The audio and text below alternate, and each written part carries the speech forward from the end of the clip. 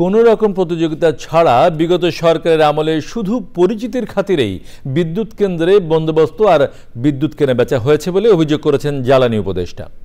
এই খাতে বছরে 52,000 কোটি টাকা ভর্তুকি দেওয়া হয় জানিয়ে উপদেষ্টা আরও জানান, আগামী বছরের মধ্যে গ্যাসের খোঁজে 150 কূপ খনন করা হবে। আদানির সাথে বিদ্যুৎ আমদানি রাজনৈতিক বিবেচনায় হয়েছে উল্লেখ করে চুক্তিটি খতিয়ে দেখার আহ্বান জ্বালানি বিশেষজ্ঞদের। পান্থ রহমান জানাচ্ছেন বিস্তারিত। দেশে জ্বালানির দাম ও সরবরাহের স্থিতি নিয়ে Dhaka chamber of commerce and ইন্ডাস্ট্রির সেমিনারে এই খাতের সংকট ও সমাধানের কথা তুলে ধরেন বিশেষজ্ঞরা।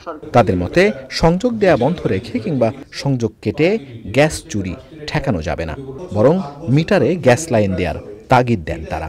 এবার মূল্যের দিকে যদি তাকান, আদানির দেখেন খরচ পড়েছে 14 টাকা 83 পয়সা, আর আমাদের কয়লার যে অ্যাভারেজ বাকি 5000 মেগাওয়াটে কয়লার অ্যাভারেজ কস্ট পড়েছে 12 টাকা 50 পয়সা।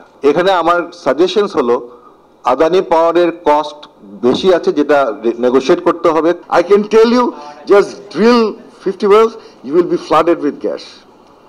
এখানে গ্যাসের কোনো অভাব নাই। ড্রিল করে গ্যাস না পান তাহলে I would throw all the textbook, all the petroleum geology into the bin. বিদ্যুৎ ও জ্বালানি খাতে বছরে 52,000 কোটি টাকা ভর্তুকি এবং রাজনৈতিক ও ব্যক্তি বিবেচনায় বিদ্যুৎ কেন্দ্র দেওয়ার অভিযোগ করেন জ্বালানি উপদেষ্টা। জানান সমাধানের কথাও। কেন বেশি দামে এই বিদ্যুৎগুলো কেনা হলো, এগুলো এইসব চুক্তি কারা করেছেন এবং কেন করেছেন? কোনো প্রতিযোগিতা ছিল না।